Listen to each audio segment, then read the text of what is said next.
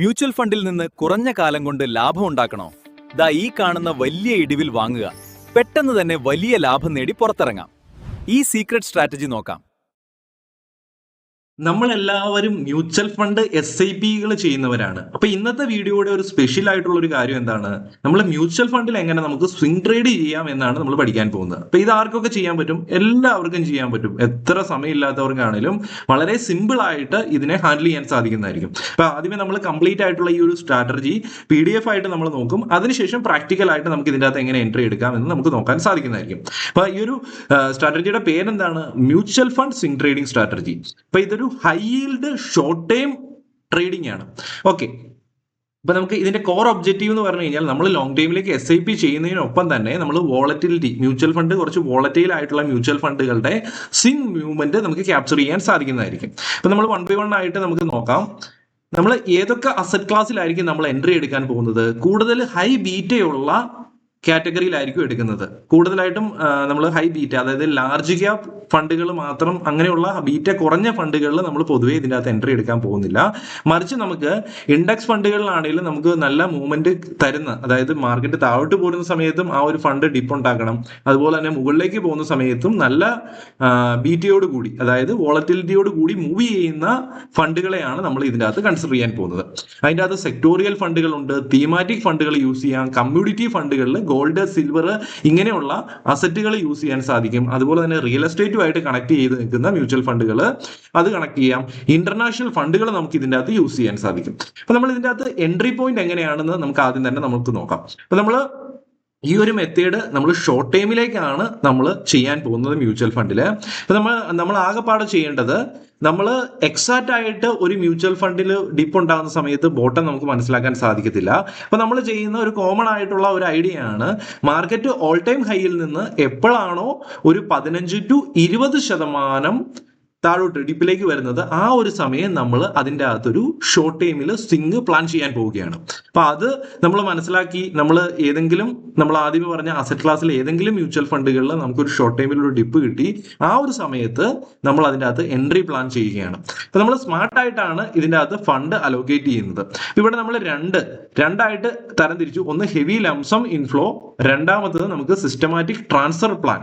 അതായത് നമുക്ക് നമ്മുടെ കയ്യിലുള്ള എമൗണ്ടിന്റെ 70 അല്ലെങ്കിൽ 80% ഹ്യൂജ് എമൗണ്ട് ആ ഒരു ഡിപ്പിൽ നമ്മൾ എൻട്രി എടുക്കാൻ പോവുകയാണ്. ബാക്കിയുള്ള 20 അല്ലെങ്കിൽ 30% നമ്മൾ ലിക്വിഡ് ഫണ്ടിൽ ഹോൾഡ് ചെയ്യാൻ പോവുകയാണ്. അതെന്തിനാണെന്ന് ചോദിച്ചു കഴിഞ്ഞാൽ, ആ ഒരു ഡിപ്പ് ഉണ്ടാകുന്ന സമയത്ത് അത് എക്സാക്റ്റ് ആയിട്ട് ബോട്ടം ആണോ എന്ന് ആർക്കും അറിയത്തില്ല. ഒരുപക്ഷെ ആ ഒരു ബോട്ടത്തിൽ നിന്ന് വീണ്ടും താഴോട്ട് പോയേക്കാം. ആ ഒരു സമയത്ത് നമുക്ക് സിസ്റ്റമാറ്റിക് ട്രാൻസ്ഫർ പ്ലാനിലൂടെ നമുക്ക് ആ ലിക്വിഡ് ഫണ്ടിൽ നിന്ന് STPയിലൂടെ, അതായത് ഓരോ മാസവും നമുക്ക് ഒരു 6-7 മാസത്തേക്ക് നമുക്ക് STP വഴി നമുക്ക് വലിയ നമ്മുടെ ലംസം ഇൻവെസ്റ്റ്മെന്റിലേക്ക് പതിയെ STP ആയിട്ട് ഓരോ പോർഷൻ ആയിട്ട് ആഡ് ചെയ്ത് കൊടുക്കാം. അതായത് നമ്മൾ സാധാരണ SIP ചെയ്യുന്നത് പോലെ. അതായത് നമ്മുടെ ഇവിടുത്തെ ലോജിക്ക് എന്താണ്? ഒരു ഡിപ്പ് കണ്ടെത്തുന്നു 15 to 20%, അവിടെ നമുക്ക് ഒരു ഓപ്പർച്യൂണിറ്റി ആയിട്ട് തോന്നുന്നു, ഒരു സ്വിംഗ് കിട്ടാനുള്ള ചാൻസ് ഉണ്ട് എന്ന് നമ്മൾ മനസ്സിലാക്കുന്നു. അപ്പൊ എക്സാക്റ്റ് ആയിട്ട് ബോട്ടം ആണോ എന്ന് അറിയത്തില്ല. അവിടെ നമ്മൾ ലംസമായിട്ട് ഒരു എമൗണ്ട് ഇടുന്നു. അതിനൊപ്പം തന്നെ നമ്മൾ ലിക്വിഡ് ഫണ്ടിൽ കുറച്ച് പോർഷൻ മാറ്റി വെക്കുന്നു, അത് 20-30%. അതിൻ്റെ അകത്ത് ഓരോ പോർഷൻസ് ആയിട്ട് നമ്മൾ ഈ ഒരു മെയിൻ നമ്മുടെ ഫണ്ടിലേക്ക് നമ്മൾ ട്രാൻസ്ഫർ ചെയ്യുന്നു. അപ്പോൾ അത് നമുക്ക് STP എന്നാണ് പറയുന്നത്. ഒരു മന്ത്ലി ഇൻസ്റ്റാൾമെന്റ് പോലെ അത് ട്രാൻസ്ഫർ ആയിക്കോളും. അപ്പോൾ ഇവിടെയുള്ള ബെനിഫിറ്റ് എന്താണ്? ഒന്ന്, നമുക്ക് ലിക്വിഡ് ഫണ്ടിൽ ഇട്ടിരിക്കുന്ന എമൗണ്ടിന് നമുക്ക് ഒരു 6 അല്ലെങ്കിൽ 7% ആനുവലൈസ്ഡ് റിട്ടേൺ കിട്ടുന്നുണ്ട്. അതിനൊപ്പം തന്നെ ഡൗൺ സൈഡിലേക്ക് പോയി കഴിഞ്ഞാൽ നമുക്ക് ആവറേജ് ചെയ്യാൻ വേണ്ടിയും STPയിൽ മാറ്റി വെച്ചിരിക്കുന്ന ഫണ്ട് നമുക്ക് യൂട്ടിലൈസ് ചെയ്യാം. നമുക്കിവിടെ ആ ഒരു കംപ്ലീറ്റ് ആയിട്ടുള്ള ഒരു സ്ട്രാറ്റജി എങ്ങനെയാണ് എക്സിക്യൂട്ട് ചെയ്യുന്നത് ഒരു ചാർട്ടിലൂടെ ഇവിടെ ഞാൻ കൊടുത്തിട്ടുണ്ട്. ഇവിടെ നമ്മൾ ഓൾ ടൈം ഹൈ ഏതെങ്കിലും ഒരു ഫണ്ടിന്റെ മനസ്സിലാക്കുക. ഏത് ഫണ്ട് എടുത്തു കഴിഞ്ഞാലും അതിന്റെ ഓൾ ടൈം ഹൈ മനസ്സിലാക്കുക. അതിനുശേഷം അവിടെ ആ ഒരു ഫണ്ടിൽ ഒരു ഇപ്പം നിലവിലത്തെ സിറ്റുവേഷനിൽ ഒരു ഡിപ്പ് ഉണ്ടോ എന്ന് നോക്കുക. അപ്പോൾ നമ്മളൊരു 15 to 20% ഡിപ്പ് വരുന്ന സമയത്താണ് നമ്മൾ അതിൻ്റെ അകത്ത് ക്യാപിറ്റൽ ഡിപ്ലോയ് ചെയ്യാൻ പോകുന്നത്. അപ്പോൾ നമ്മൾ അവിടെ എത്രയാണ്? ഒരു 60 അല്ലെങ്കിൽ 70% അല്ലെങ്കിൽ 75% കംപ്ലീറ്റ് ആയിട്ടുള്ള ക്യാപിറ്റൽ അവിടെ ലംസമായിട്ട് നമ്മൾ ഇൻവെസ്റ്റ് ചെയ്യുകയാണ്. അതിനുശേഷം നമ്മൾ വെയിറ്റ് ചെയ്യുന്നു. ഇപ്പോൾ ഒരുപക്ഷെ 3 മാസം അല്ലെങ്കിൽ 6 മാസം, 1 വർഷം കൊണ്ടായിരിക്കാം ഈ ഒരു ഓൾ ടൈം ഹൈയിലേക്ക് എങ്കിലും എത്തുന്നത്. അപ്പോൾ ഓൾ ടൈം ഹൈയിലേക്ക് എത്തിക്കഴിഞ്ഞ് കഴിഞ്ഞാൽ തന്നെ നമുക്കൊരു 20% പ്രോഫിറ്റ് അവിടെ കിടക്കുന്നുണ്ട്. അതിനേക്കാളും ആ ഒരു ഓൾ ടൈം ഹൈയിൽ വിൽക്കാം, അല്ലെങ്കിൽ കുറച്ചും കൂടെ വെയിറ്റ് ചെയ്ത് ഒരു 20-30% ഇൻ ബിറ്റ്വീൻ നമുക്ക് പ്രോഫിറ്റ് കിട്ടുന്ന സമയത്ത് നമുക്ക് അതിനെ വിൽക്കാൻ സാധിക്കുന്നതായിരിക്കും. അതിനുശേഷം നമ്മൾ വിറ്റ ക്യാപിറ്റൽ എങ്ങോട്ടാണ്? ലിക്വിഡ് ഫണ്ടിലേക്ക് തന്നെ വീണ്ടും ട്രാൻസ്ഫർ ചെയ്യുന്നു. നമ്മൾ വെയിറ്റ് ചെയ്യുന്നു അടുത്ത അവസരത്തിന് വേണ്ടി. നമ്മൾ മാർക്കറ്റിൽ ഫണ്ട് ഇക്വിറ്റി റിലേറ്റഡ് ആയിട്ടുള്ള ഫണ്ടുകളൊന്നും ഇൻവെസ്റ്റ് ചെയ്യുന്നില്ല, ഹോൾഡ് ചെയ്യുന്നില്ല. മറിച്ച് ആ ഒരു സ്മോൾ ക്യാപിറ്റൽ, ആ കിട്ടുന്ന ടോട്ടൽ പ്രോഫിറ്റ്, ടോട്ടൽ ക്യാപിറ്റൽ ഇതെല്ലാം വീണ്ടും ലിക്വിഡ് ഫണ്ടിലേക്ക് മാറ്റുകയാണ്. ഇനി നമുക്ക് എക്സിറ്റ് മെക്കാനിസം നമ്മൾ ഡിസ്കസ് ചെയ്തു. നമുക്ക് എപ്പോഴാണോ നമുക്ക് എക്സാക്റ്റ് ആയിട്ട് അതിന്റെ ടാർഗറ്റ് ഒന്നും നമുക്ക് പ്രെഡിക്റ്റ് ചെയ്യാൻ പറ്റില്ല. അപ്പൊ നമുക്ക് ചെയ്യാൻ പറ്റുന്ന ഒരു 20-30% നമുക്ക് കിട്ടുന്നതനുസരിച്ച് നമ്മുടെ ടൈമും കൂടെ നോക്കിയിട്ട് നമുക്ക് അതിൽ നിന്ന് എക്സിറ്റ് ആകാൻ സാധിക്കുന്നതായിരിക്കും. അപ്പം വീണ്ടും ക്യാപിറ്റൽ എവിടെയാണ്? ലിക്വിഡ് ഫണ്ടിലാണ് പാർക്ക് ചെയ്യുന്നത്. പ്രിൻസിപ്പിൾ പ്ലസ് ഗെയിൻ രണ്ടും കൂടി ലിക്വിഡ് ഫണ്ടിലാണ് നമ്മൾ പാർക്ക് ചെയ്യാൻ പോകുന്നത് വീണ്ടും.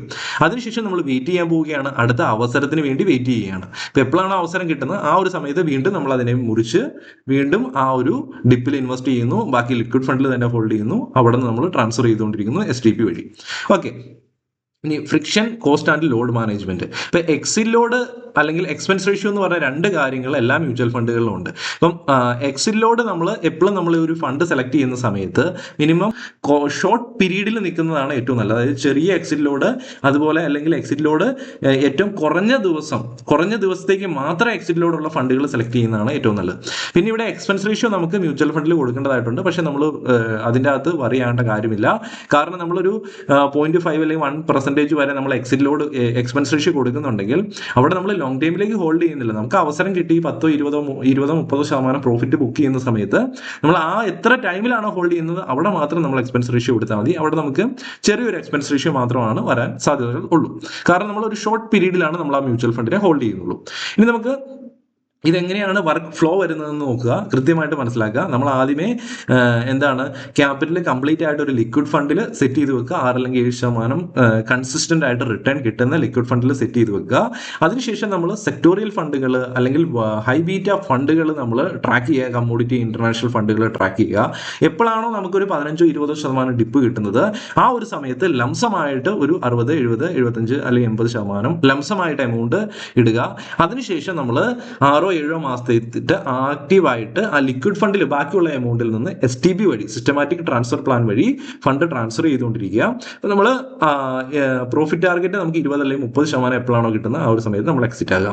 അപ്പം എപ്പോഴാണ് നമുക്ക് പ്രോഫിറ്റ് കിട്ടുന്നത് ആ സമയത്ത് എല്ലാ പൊസിഷൻസും നമ്മൾ വിൽക്കുന്നു. അതിനുശേഷം ലിക്വിഡ് ഫണ്ടിൽ കംപ്ലീറ്റ് ആയിട്ടുള്ള നമ്മുടെ പ്രോഫിറ്റ് പ്ലസ് ക്യാപിറ്റൽ ഇത് ഹോൾഡ് ചെയ്യുന്നു. അതിങ്ങനെ റിപ്പീറ്റ് ചെയ്തുകൊണ്ടിരിക്കുന്നു സൈക്കിൾ. ഇപ്പൊ ചിലപ്പോൾ ചില സൈക്കിളുകൾ നമുക്ക് പെട്ടെന്ന് കിട്ടും, അപ്പൊ നമുക്ക് 20-30% പെട്ടെന്ന് കവർ ചെയ്യാൻ പറ്റും. ചില സൈക്കിളുകൾ ചിലപ്പോൾ ഡിലേ ആകാൻ ചാൻസ് ഉണ്ട്. അപ്പൊ ഇതാണ് നമ്മുടെ എൻറ്റയർ സ്ട്രാറ്റജി. ഞാനത് PDF ആയിട്ട് പറഞ്ഞു തന്നു. ഇനി നമുക്ക് പോയി പ്രാക്ടിക്കലായിട്ട് നോക്കാം. ഒരു കാര്യം ഓർത്തിരിക്കുക, നിങ്ങൾക്ക് ആർക്കെങ്കിലും ഈ ഒരു മെത്തേഡ് പ്രാക്ടിക്കലായിട്ട് ലൈവായിട്ട് സപ്പോർട്ടോട് കൂടി ചെയ്യാൻ താല്പര്യമുണ്ടെങ്കിൽ ഞാനിവിടെ വാട്സാപ്പ് നമ്പർ കൊടുത്തിട്ടുണ്ട് സ്ക്രീനിൽ. ആ ഒരു വാട്സാപ്പ് നമ്പറിൽ മെസ്സേജ് അയച്ച് എക്സാക്റ്റ് ആയിട്ട് പ്രാക്ടിക്കലായിട്ട് എപ്പോഴാണ് എൻട്രി എടുക്കേണ്ടത്, ഏതൊക്കെ ഇൻഡീസസ് ആണെന്ന് കൃത്യമായിട്ട് നിങ്ങൾക്ക് മനസ്സിലാകുന്നതും കൃത്യമായിട്ട് എൻട്രീസ് കിട്ടുന്നതുമായിരിക്കും. അപ്പം നമുക്ക് പ്രാക്ടിക്കലായിട്ട് പോയി നോക്കാം. ആദ്യം തന്നെ ഇവിടെ Parag Parikh flexi cap fund just ഞാനൊന്ന് ഓപ്പൺ ആക്കാം. ഇവിടെ മനസ്സിലാക്കേണ്ട കാര്യം എന്താണ്? മാക്സ് വ്യൂ ഞാൻ ഇട്ടിട്ടുണ്ട്. ഇവിടെ മനസ്സിലാക്കുക, ഡിപ്പുകൾ ഉണ്ടാക്കി അത് പെട്ടെന്ന് തന്നെ കവർ ചെയ്തു. ഡിപ്പുകൾ ഉണ്ടാക്കി പെട്ടെന്ന് തന്നെ കവർ ചെയ്ത് പോകുന്നുണ്ട്. ഡിപ്പുകൾ ഉണ്ടാക്കി കവർ ചെയ്ത് പോകുന്നുണ്ട്. അപ്പോൾ നമ്മൾ ഡിപ്പുകൾ കവർ ചെയ്യുന്നുണ്ട് എന്ന് മനസ്സിലാക്കാൻ വേണ്ടിയാണ് ഞാൻ കുറച്ച് ചാർട്ടുകൾ ഓപ്പൺ ആക്കുന്നത്. അപ്പോൾ ഞാനിപ്പം ഓപ്പൺ ആക്കിയത് ഒരു ഫ്ലെക്സി ക്യാപ് ഫണ്ടാണ്. ഇനി ഞാനിവിടെ കൊട്ടക്കിന്റെ ഒരു മിഡ് ക്യാപ് ഫണ്ട് ഓപ്പൺ ആക്കാം. കൊട്ടക്കിന്റെ ഞാൻ മിഡ് ക്യാപ് ഫണ്ട് ഞാനിവിടെ ഓപ്പൺ ആക്കിയിട്ടുണ്ട്. ഇവിടെ കണ്ടോ, ഡിപ്പുകൾ ഉണ്ടായി കവർ ചെയ്തു, ഡിപ്പുകൾ ഉണ്ടായി, ഇതുണ്ട് പെട്ടെന്ന് ഡിപ്പുകൾ ഉണ്ടായി അതിനെ കവർ ചെയ്യുന്നുണ്ട് ഫാസ്റ്റ് ആയിട്ട്. നമുക്ക് ഇവിടെ മാക്സ് വ്യൂ നോക്കാം. മിഡ് ക്യാപ് ഫണ്ടുകളിൽ നമുക്ക് ഡിപ്പുകൾ കാണാൻ സാധിക്കുന്നുണ്ട്, അത് കവർ ചെയ്ത് പോകുന്നുണ്ട്. അപ്പം എല്ലായിടത്തും കവർ ചെയ്യുന്നതായിട്ട് കാണാൻ സാധിക്കുന്നുണ്ട്. അപ്പോൾ നമുക്കൊരു ഇനി ഒരു സ്മോൾ ക്യാപ് ഫണ്ട് ഓപ്പൺ ആക്കാം. ഇവിടെ നമുക്ക് Nippon India small cap fund, മറ്റൊരു കമ്പനിയുടെ മറ്റൊരു AMCയുടെ ഒരു സ്മോൾ ക്യാപ് ഫണ്ട് ഓപ്പൺ ആക്കിയിട്ടുണ്ട്. ഇവിടെ നമുക്ക് ഡിപ്പ് കവർ ചെയ്തു, ഡിപ്പ് കവർ ചെയ്യുന്നുണ്ട്, ഡിപ്പുകൾ കവർ ചെയ്യുന്നുണ്ട്, ഡിപ്പുകൾ കവർ ചെയ്യുന്നുണ്ട്. ഓക്കെ, അപ്പോൾ ഡിപ്പുകൾ കവർ ചെയ്യുന്നുണ്ട് എന്ന് നമുക്ക് ഇതിൻ്റെ അകത്ത് മനസ്സിലാകുന്നുണ്ട്. നമുക്ക് ഗോൾഡിന്റെ ഒരു ഫണ്ടിലേക്ക് പോകാം. ഗോൾഡ് മ്യൂച്വൽ ഫണ്ട്, ഞാനിവിടെ കൊട്ടക് ഗോൾഡ് ഫണ്ട് എടുക്കാം. ഗോൾഡിന് ഞാൻ 5 ഇയർ 3 ഇയർ എടുക്കാം, കുറച്ചും കൂടെ വലിയ ചാർട്ട് കിട്ടാൻ വേണ്ടിയാണ്. ഇവിടെയൊക്കെ ഡിപ്പുകൾ ഉണ്ടാക്കി അതിനെ കവർ ചെയ്യുന്നുണ്ട്. അപ്പം നമുക്ക് എക്സാക്റ്റ് ആയിട്ട് ഗോൾഡിലൊക്കെ എൻട്രി എടുക്കുന്ന സമയത്ത് 15-20% ഡിപ്പ് കിട്ടണമെന്നില്ല. പക്ഷെ ഇവിടെയൊക്കെ നമുക്ക് ഡിപ്പുകളുണ്ട്. ഈ ഒരു വലിയ ഏറ്റവും പീക്കിൽ നിന്നാണ് നോക്കുന്നതെങ്കിൽ ഇവിടെയൊക്കെ ഒരു ഡിപ്പുണ്ട്. അതിനെ പ്രോഫിറ്റ് ബുക്ക് ചെയ്യാനുള്ള അവസരമുണ്ട്. വീണ്ടും എൻട്രി എടുത്ത് പ്രോഫിറ്റ് ബുക്ക് ചെയ്യാനുള്ള അവസരമുണ്ട്. അപ്പം അവസരങ്ങൾ കിട്ടുന്ന സമയത്ത് മാത്രമാണ് ഇതിനെയൊക്കെ അപ്രോച്ച് ചെയ്യുന്നതെങ്കിൽ തീർച്ചയായിട്ടും നല്ലൊരു പെട്ടെന്ന് പ്രോഫിറ്റ് ബുക്ക് ചെയ്യാനുള്ള അവസരങ്ങളുണ്ട്. അപ്പം എല്ലാ തവണയും അങ്ങനെ കിട്ടണമെന്നില്ല. ചില സമയങ്ങളിൽ ഫാസ്റ്റായിട്ട് പ്രോഫിറ്റ് ബുക്കിംഗ് വരും. അപ്പം ഇങ്ങനെയാണ് പൊതുവേ നടക്കുന്നത്. ഇനി ഞാനിപ്പം നമുക്ക് ലിക്വിഡ് ഫണ്ടിനെ ഒന്ന് പരിചയപ്പെടുന്നുണ്ടായിട്ടുണ്ട്.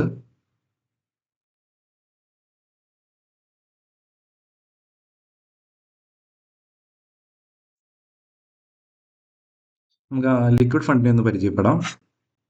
ഇതുണ്ടോ, ഇവിടെ ഒരുപാട് ലിക്വിഡ് ഫണ്ട് ഉണ്ട്. ഇതുണ്ടോ, axis liquid fund, Kotak liquid fund. ഞാൻ ഈ കൊട്ടക് ലിക്വിഡ് ഫണ്ട് ഓപ്പൺ ആക്കാം.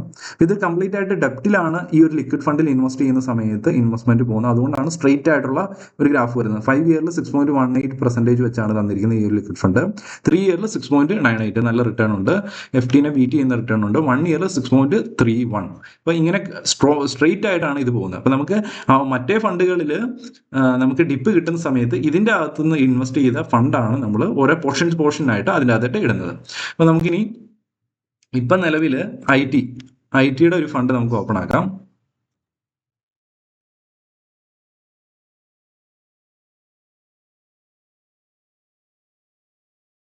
ഈ ഒരു ഐ ടിയുടെ ഫണ്ട് ഞാൻ മാക്സ് വ്യൂ ഇത്രയാണുള്ളത്. അപ്പം ഈ ഒരു ഫണ്ട് ഇത് കണ്ടോ, ഈ ഒരു ലെവലിൽ നിന്ന് 12.95 നിന്ന് ഇത് 11 വന്നിരുന്നു. ഇവിടെ നമുക്ക് ഏകദേശം 15% സംതിങ് ഡിപ്പ് ഉണ്ടായിരുന്നു. അതിനുശേഷം അധികം താമസിക്കാതെ തന്നെ 2-3 മാസത്തിനുള്ളിൽ തന്നെ അത് കവർ ചെയ്ത് 20-30% തന്നിട്ടുണ്ട്. ഈ ഒരു 15.68 നിന്ന് നമുക്ക് 11 വരെ വന്നിട്ടുണ്ട്. അപ്പോൾ നമ്മൾ ഏകദേശം ഈ ഒരു റീജിയനിലൊക്കെ നമ്മുടെ എൻട്രി സ്റ്റാർട്ട് ചെയ്യും. പിന്നെ STP ആയിട്ടായിരിക്കും നമ്മൾ എമൗണ്ട് ഇട്ട് വരുന്നത്. നമ്മുടെ ആവറേജിങ് ഇങ്ങനെ ഒരു പോയിന്റിലൊക്കെ ആയിരിക്കും നിൽക്കുന്നത്. അപ്പോൾ നമുക്ക് ഇവിടെ നിന്ന് വെയിറ്റ് ചെയ്യേണ്ടി വരും. ചില സമയത്ത് ഇത് കണ്ടോ, നമുക്ക് വെയിറ്റിംഗ് കിടക്കുന്നുണ്ട്. ഇതുവരെ നമ്മൾ യഥാർത്ഥ പ്രോഫിറ്റിലേക്ക് വന്നിട്ടില്ല. പ്രോഫിറ്റൊക്കെ ആയി വന്നിട്ടുണ്ട്, 10% പ്രോഫിറ്റിലേക്ക് വന്നിട്ടുണ്ട്. പക്ഷേ എന്നാലും കൃത്യമായിട്ട് 20% പ്രോഫിറ്റ് ബുക്ക് ചെയ്യാൻ പറ്റിയില്ല. ഇങ്ങനെയുള്ള സാഹചര്യത്തിൽ നമ്മൾ 6 മാസത്തെ STP കണ്ടിന്യൂസ് ആയിട്ട് ചെയ്യുന്നു, അല്ലെങ്കിൽ 7 മാസത്തെ കംപ്ലീറ്റ് ആയിട്ട് STP ചെയ്യുന്നു. ബാക്കിയുള്ള അതിനുശേഷം നമ്മൾക്ക് STP ചെയ്തിട്ട് ആ ഒരു ഫണ്ട് തീരുന്ന സമയത്ത് നമുക്ക് ഓരോ മാസവും ഒരു ചെറിയൊരു പോർഷൻ, അതായത് നമ്മൾ 100% ഇട്ടതിൻ്റെ 100% എന്ന് പറഞ്ഞാൽ എക്സാമ്പിൾ ആയിട്ട് നമ്മളിപ്പോൾ 1 ലക്ഷം രൂപയാണ് ടോട്ടലായിട്ട് 70,000 രൂപ ഫസ്റ്റ് ഇട്ടു. പിന്നെ നമ്മൾ STP ഉപയോഗിച്ച് 30,000 രൂപ പതിയെ 6-7 മാസം കൊണ്ട് ഇട്ടു. അതിനുശേഷവും ടാർഗറ്റ് ഹിറ്റ് ആകുന്നില്ലെങ്കിൽ ആ ഒരു സമയത്ത് നമുക്ക് അതിൻ്റെ ഒരു ചെറിയൊരു പോർഷൻ, അതായത് ഒരു 1% അല്ലെങ്കിൽ 2% SIP കണ്ടിന്യൂസ് ആയിട്ട് ആ ഒരു ഫണ്ടിൽ സ്റ്റാർട്ട് ചെയ്യും. അപ്പോൾ അത് ഉറപ്പായിട്ട് ലോങ് ടൈമിൽ അത് നമുക്ക് കൂടുതലായിട്ട് ബെനിഫിറ്റ് ചെയ്യുള്ളൂ. കാരണം വീണ്ടും അത് ഡിപ്പിലേക്കാണ് പോകുന്നതെങ്കിൽ നമുക്ക് വീണ്ടും നല്ല വാല്യുവേഷനിലാണ് കിട്ടുന്നത്. അതിനുശേഷം ഇപ്പോൾ ഈ 9.76 എന്നുള്ള ലെവലിലേക്ക് താഴോട്ട് പോകുന്നതനുസരിച്ച് നമ്മുടെ വാങ്ങിച്ച SIP ചെയ്യുന്നതനുസരിച്ച് പതുക്കെ ആവറേജ് വാല്യൂ താഴോട്ട് വരുന്നു. അതിനുശേഷം ഓൾ ടൈം ഹൈയിലേക്ക് വരുന്ന സമയത്ത് നമുക്ക് ആ കൂടിയ ഡ്യൂറേഷൻ, ആ വിലക്കുറവിൽ വാങ്ങിയത് കൊണ്ട് തന്നെ ആ ഡ്യൂറേഷൻ കവർ ചെയ്ത് നമുക്ക് ആ റിട്ടേൺ കിട്ടും. ഓക്കെ, മനസ്സിലാക്കുക. ഈ ഒരു ഹൈയിലേക്ക് വരുന്ന സമയത്ത് നമുക്ക് കൂടുതൽ റിട്ടേൺ കിട്ടും, കുറച്ച് സമയം കൂടുതൽ എടുക്കുന്നുള്ളൂ. കാര്യങ്ങൾ മനസ്സിലായെന്ന് ഞാൻ വിചാരിക്കുന്നു. അപ്പോൾ നമുക്ക് 1 വർഷം കഴിഞ്ഞിട്ടാണ് നമ്മൾ ഹിറ്റ് ആകുന്നതെങ്കിൽ നമുക്ക് 1.25 വരെ long time capital gain tax equity entry ആണ് എടുക്കുന്നതെങ്കിൽ നമുക്ക് അത് കൊടുക്കേണ്ട കാര്യവുമില്ല. അതിൽ കൂടുതൽ വരുന്നതിന് മാത്രം, പ്രോഫിറ്റ് ബുക്ക് ചെയ്യുന്നതിന് മാത്രം കൊടുത്താൽ മതി ടാക്സ്. അതല്ല short time capital gain tax പെട്ടെന്ന് വരുന്നുണ്ടെങ്കിൽ ഒരു കാര്യങ്ങളും ഇല്ല. കാരണം എന്താണെന്ന് വെച്ചാൽ പെട്ടെന്ന് നമ്മൾ എൻട്രി എടുത്തു, 2 മാസം കൊണ്ട് നമുക്ക് 20% 30% കിട്ടുന്നുണ്ടെങ്കിൽ നമ്മൾ ടാക്സ് കൊടുക്കുന്നതുകൊണ്ട് നമ്മൾ അതിനെ വറി ചെയ്യേണ്ട കാര്യവും ഇല്ല. ഓക്കെ, അപ്പോൾ അതാണ് ഇതിൻ്റെ പോസിറ്റീവ് ആയിട്ടുള്ള കാര്യങ്ങൾ. അതുപോലെ തന്നെ നെഗറ്റീവ് ആയിട്ടുള്ള ഈ ഒരു ഹോൾഡിംഗ് പീരീഡ്, അതായത് ഒരുപക്ഷെ ഈ ഒരു പോയിന്റിലാണ് എൻട്രി എടുത്തതെങ്കിൽ അവർക്ക് ഈ ഒരു റീജിയനിൽ ഒരുപക്ഷെ നമുക്ക് 20% പ്രോഫിറ്റ് ബുക്ക് ചെയ്യാൻ പറ്റിയേനെ. കണ്ടോ, ഈ ഒരു പോയിന്റ് എത്രയാണ്? 11 എന്നുള്ള എക്സാക്ട് 11.20 നിന്ന് 13.43 അതായത് 2 രൂപ മിച്ചമുണ്ട്. അപ്പം നമുക്കൊരു 15-20% വരെ പ്രോഫിറ്റ് കിട്ടിയാണ്. പക്ഷെ നമ്മൾ ഈ ഒരു റീജിയനിൽ നിന്ന് എൻട്രി വരുന്നെങ്കിൽ നമുക്കത് കിട്ടത്തില്ല. അപ്പം നമ്മൾ STP കണ്ടിന്യൂസ് ആയിട്ട് ചെയ്യും. നമുക്ക് പ്രോഫിറ്റ് കിട്ടുന്ന സമയത്ത് ഈ ഒരു ആവറേജ് പ്രൈസിൻ്റെയും കൂടെ കൂട്ടി നമുക്ക് പ്രോഫിറ്റ് കിട്ടും. ഓക്കെ, അത് ഞാനൊന്ന് ഇത് കാണിച്ചു തന്നുള്ളൂ. ഇവിടെ ഇപ്പൊ എൻട്രി എടുക്കാത്തവർക്കാണെങ്കിൽ റെക്കമെൻഡേഷൻ അല്ല, ജസ്റ്റ് ഇതിൻ്റെ അകത്തൊരു അവസരം ഇവിടെ കിടക്കുന്നുണ്ട് എന്ന് മനസ്സിലാക്കുക. അതുപോലെ തന്നെ നമ്മൾ ഏകദേശം സെയിം ആയിട്ടായിരിക്കും ഇക്വിറ്റി ഫണ്ടുകൾ മൂവ് ചെയ്യുന്നത്. ഏകദേശം എക്സാക്റ്റ് അല്ല, ചില ഇൻഡെക്സ് ഫണ്ടുകളൊക്കെ മാറി കൂടും. അപ്പം അങ്ങനെയുള്ള അവസരങ്ങൾ കിട്ടുന്നതിൻ്റെ അകത്ത് എൻട്രി എടുത്താണ് നമ്മൾ പോകുന്നത്. ഓക്കെ, നമ്മൾ വിലക്കുറവിൽ ഒരു സ്റ്റോക്ക് അല്ല നമ്മൾ വാങ്ങുന്നത്, മറിച്ച് ഒരു മ്യൂച്വൽ ഫണ്ട് ആണ് വാങ്ങുന്നത്. അത് ബാസ്ക്കറ്റ് ഓഫ് സ്റ്റോക്സ് ആണ്. അതുകൊണ്ട് തന്നെ നമ്മൾ പ്രൊട്ടക്റ്റഡ് ആണ്. ഒരു ഫണ്ട് മാനേജർ ഉണ്ട്, ആ ഒരു ഫണ്ടിൽ ഏതെങ്കിലും വളരെ മോശമായിട്ട് ഫണ്ടമെന്റൽ ക്വാളിറ്റി ഇല്ലാത്ത കമ്പനികളാണെങ്കിൽ അതിനെ പിടിച്ചു കളയാൻ വേണ്ടി ഫണ്ട് മാനേജറും ഇരിക്കുന്നുണ്ട്. അപ്പൊ നമുക്കിവിടെ ഇന്റർനാഷണൽ ഫണ്ടുകളും കിട്ടും. ഇപ്പൊ ഇന്റർനാഷണൽ ഫണ്ടുകളും ഇതിനു വേണ്ടി യൂസ് ചെയ്യാം. കാരണം നമ്മൾ എപ്പോഴും ഇക്വിറ്റി മാർക്കറ്റിനെ മാത്രം ഡിപ്പെൻഡ് ചെയ്ത് കഴിഞ്ഞാൽ നമുക്ക് കൃത്യമായ ആ ഫണ്ടുകൾ ചിലപ്പോൾ കിട്ടണമെന്നില്ല, എപ്പോഴും ഡിപ്പിൽ കിട്ടണമെന്നില്ല. അപ്പൊ നമുക്ക് പല അസറ്റ് ക്ലാസ്സിനെ വാച്ച് ചെയ്തുകൊണ്ടിരിക്കണം. കമ്മോഡിറ്റിയും റിയൽ എസ്റ്റേറ്റും ഇക്വിറ്റി മാർക്കറ്റും ഇൻഡെക്സ് ഫണ്ടുകളും ഇന്റർനാഷണൽ ഫണ്ടുകളും ഒക്കെ നമ്മൾ ചെക്ക് ചെയ്തുകൊണ്ടിരുന്നു കഴിഞ്ഞാൽ മാത്രമേ നമുക്ക് അവസരങ്ങൾ ശരിയായ രീതിയിൽ കിട്ടുള്ളൂ. അപ്പൊ ഇത് ഞാൻ just 5 year chart, Mirae asset, Hang Seng tech ഇതുണ്ടോ, ഇവിടെ 8.83 എന്നുള്ള ഇവിടെ ഹൈ ഇതാണ്. 10-ൽ നിന്ന് 7-ൽ വന്നു. 20% പ്രോഫിറ്റ് ബുക്ക് ചെയ്യാനുള്ള അവസരം ഉണ്ടായിരുന്നു. വീണ്ടും 8.6-ൽ നിന്ന് 5-ലേക്ക് വന്നിട്ടുണ്ട്. വീണ്ടും 8-ലേക്ക് വന്നിട്ടുണ്ട്. അതുപോലെ തന്നെ ഈ ഒരു ലെവലിൽ നിന്ന് 8.79-ൽ നിന്ന് ഇവിടെ വന്ന് ഇതിനെ കട്ട് ചെയ്തിട്ടുണ്ട്. ഈ ഒരു 13-ൽ നിന്ന് ഇതുണ്ട് 10-ലേക്കൊക്കെ വന്നിട്ടുണ്ട്. വീണ്ടും 13-14 ക്രോസ് ചെയ്തിട്ടുണ്ട്. വീണ്ടും ഇവിടെ ഒരു ഓൾ ടൈം ഹൈ 17.70 എന്നുള്ള ഓൾ ടൈം ഹൈ ആണ്. ഇപ്പൊ നിൽക്കുന്നത് എത്രയാണ്? 12. തീർച്ചയായിട്ടും ഈ ഒരു ലെവലിൽ നിന്നാണെങ്കിലും ഇത്രയും ടോപ്പ് ആ ഒരു പീക്ക് നോക്കാതെ 15-ൽ നിന്നാണെങ്കിലും 12-ലാണ് നിൽക്കുന്നത്. അപ്പൊ നമുക്ക് തീർച്ചയായിട്ടും 20% മെച്ചം ഡിപ്പിലാണ് നിൽക്കുന്നത്. നമുക്ക് ഈ ഒരു ലെവലിലേക്ക് വന്നു കഴിഞ്ഞാൽ നമുക്ക് ആ ഒരു പ്രോഫിറ്റ് ബുക്ക് ചെയ്യാൻ സാധിക്കുന്നതായിരിക്കും. അതല്ല താഴോട്ട് വന്നു കഴിഞ്ഞാൽ സ്ട്രോങ് ആയിട്ടുള്ള കമ്പനികൾ തന്നെയാണ് ഇതിൻ്റെ അകത്ത് ഹോൾഡ് ചെയ്യുന്നത്. അതുകൊണ്ട് തന്നെ അധികം വറിയാകേണ്ട കാര്യമില്ല എന്നാണ് മനസ്സിലാക്കേണ്ടത്. അപ്പം ഇവിടെ ഒരു ആവറേജിങ് എന്നുള്ള ഒരു കോൺസെപ്റ്റ് യൂസ് ചെയ്യുന്നു. അപ്പൊ അവിടെ നമ്മൾ മനസ്സിലാക്കുക, വലിയ വലിയ ക്യാപിറ്റലാകുന്നതനുസരിച്ച് നമുക്ക് ഒരു പർട്ടിക്കുലർ ഇൻഡെക്സിൽ മാത്രം എൻട്രി എടുക്കാതെ പല ഇൻഡെക്സുകളിൽ കുറച്ച് വീതം വെച്ച് നമുക്ക് എടുക്കുന്നത് കുറച്ചും കൂടെ നമുക്ക് സേഫ്റ്റി കൂട്ടാൻ വേണ്ടി ഹെൽപ്പ് ചെയ്യും. പിന്നെ ഇവിടെ വെയിറ്റിംഗ് വളരെ അത്യാവശ്യമാണ്. നമുക്ക് അവസരം കിട്ടുന്ന സമയത്ത് മാത്രമേ നമ്മൾ ഇതിൻ്റെ അകത്ത് എൻട്രി എടുക്കത്തുള്ളൂ. ഓക്കെ, ഇത് ഇച്ചിരി കോൺട്രാ മെത്തേഡാണ്. അതായത് നല്ല വാലുവേഷനിലേക്ക് വരുന്ന സമയത്ത് ആണ് നമ്മൾ എൻട്രി എടുക്കുകയുള്ളൂ. അപ്പൊ അവിടെ എന്തെങ്കിലും ആ ഒരു പർട്ടിക്കുലർ ടൈമിൽ എന്തെങ്കിലും നെഗറ്റീവ് ബാഡ് ന്യൂസസ് ഉള്ളതുകൊണ്ട് തന്നെയാണ് അത് ഏറ്റവും മോശമായിട്ട് പെർഫോമൻസ് തരുന്നത്. അപ്പൊ ആ ഒരു താഴോട്ട് വരുമ്പോൾ ആ വിലക്കുറവിൽ വാങ്ങുന്നതിന്റെ ബെനിഫിറ്റ് അത് കൂടുന്ന സമയത്ത് നമുക്ക് കൂടുതൽ റിട്ടേൺ കിട്ടും. പിന്നെ ആ വിലക്കുറവിലേക്ക് പോയ സാധനം ഒരു പരിധി വരെ അത് പോകാൻ ചാൻസ് ഉള്ളൂ. അത് അവിടെ എവിടെയെങ്കിലും പുതിയ വലിയ ബയേഴ്സ് വരും, ഇൻസ്റ്റിറ്റ്യൂഷൻ വരും, അവിടെ നിന്ന് വീണ്ടും യു ടേൺ അടിച്ച് മുകളിലേക്ക് പോകാനുള്ള സാധ്യതകളുണ്ട്. ഇതാണ് കംപ്ലീറ്റ് ആയിട്ടുള്ള സ്ട്രാറ്റജി. കൃത്യമായിട്ട് മനസ്സിലായെന്ന് ഞാൻ വിചാരിക്കുന്നു. ഈ എന്തെങ്കിലും ഡൗട്ട്സ് ഉണ്ടെങ്കിൽ വാട്സ്ആപ്പ് നമ്പർ കൊടുത്തിട്ടുണ്ട്, ഇതിൽ കോൺടാക്ട് ചെയ്ത് കംപ്ലീറ്റ് ആയിട്ട് എപ്പോഴാണ് എൻട്രി എടുക്കേണ്ടത്, ഏതൊക്കെ ഫണ്ടുകളാണ് കറന്റ് ടൈമിൽ ഇങ്ങനെയുള്ള ഓപ്പർച്യൂണിറ്റീസ് തരുന്നത്, ഇതൊക്കെ മനസ്സിലാക്കാൻ വേണ്ടി ഇതിൻ്റെ അകത്ത് കോൺടാക്ട് ചെയ്യാം. Okay, thank you.